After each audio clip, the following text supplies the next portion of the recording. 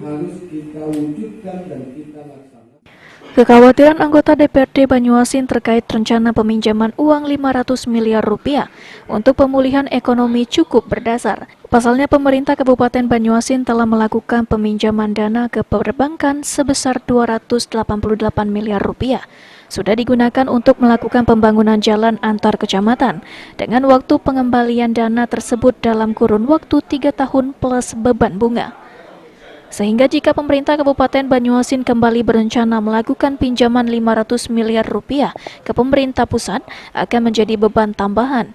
Kondisi tersebut dikhawatirkan anggota DPRD fraksi Golkar akan makin membebani APBD Banyuasin. Apa yang dimaksud kemampuan keuangan daerah? Seperti itu. Sebagai gambaran, saudara sekalian, bahwasanya Kabupaten Banyuasin di tahun 2019 itu melakukan pinjaman sebesar 288 miliar.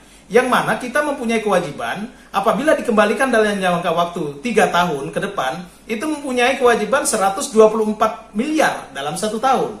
Nah, itu di angka 288. Nah, gimana kalau nanti ada pinjaman yang berikutnya? Seperti itu kan? Apakah mampu pemerintah Kabupaten Banyuasin dalam hal ini untuk menyelesaikan hutang baik pokok maupun plus bunga dalam jangka waktu 3 tahun akan datang?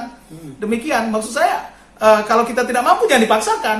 Nanti takutnya alokasi belanja untuk pegawai, barang jasa dan modal ini bisa-bisa terhapus gitu.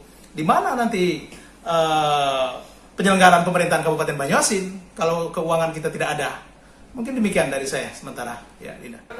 Rencana peminjaman dana 500 miliar tersebut diakui Sekda Banyuasin Senenhar untuk memulihkan ekonomi masyarakat Banyuasin dengan membangun infrastruktur lanjutan jalan poros Kabupaten Banyuasin, sehingga hasil alam Banyuasin dapat dengan mudah dijual ke pasaran. Mempunyai wacana dan rencana untuk melakukan pinjaman ekonomi nasional, yaitu melalui pinjaman daerah yang tentunya terfokus untuk membangun infrastruktur yang ada di dalam Kabupaten Banyuasin.